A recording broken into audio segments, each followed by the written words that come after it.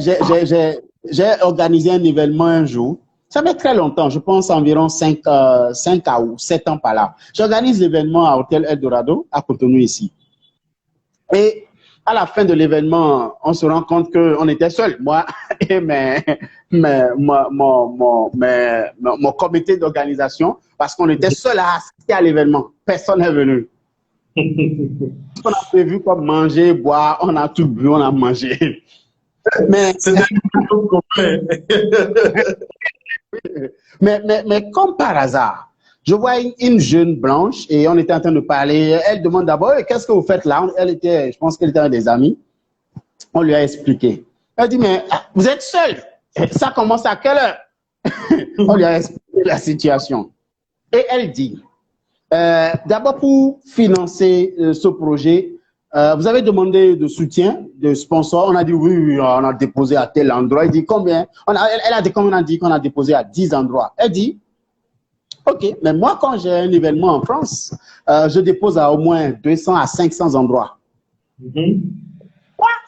500?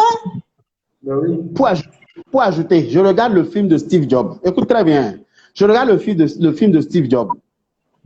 Pendant qu'il faisait les appels pour trouver le financeur de son projet. Un monsieur descend de son véhicule, il crie sur lui. Qu'est-ce que ça veut dire? Vous avez appelé mon bureau, écoutez, 150 fois. C'est quoi même le projet?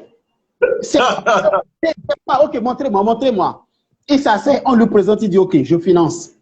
150, qui nous écoute ici, qui a déjà fait un appel à 150, la seule personne qu'on appelle 150 fois, c'est notre copine ou copain.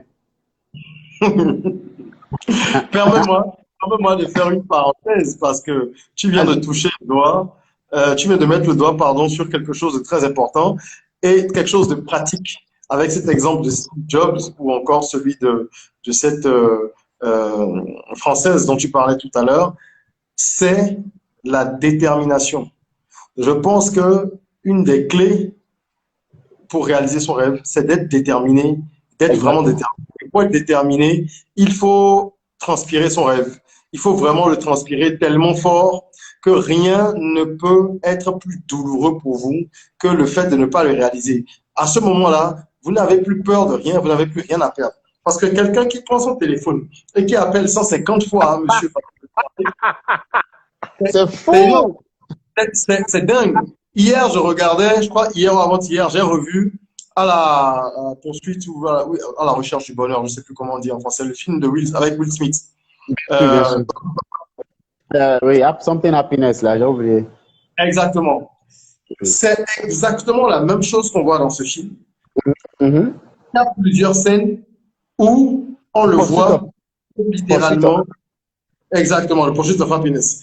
On le voit harceler un recruteur parce qu'il veut un entretien pour un stage.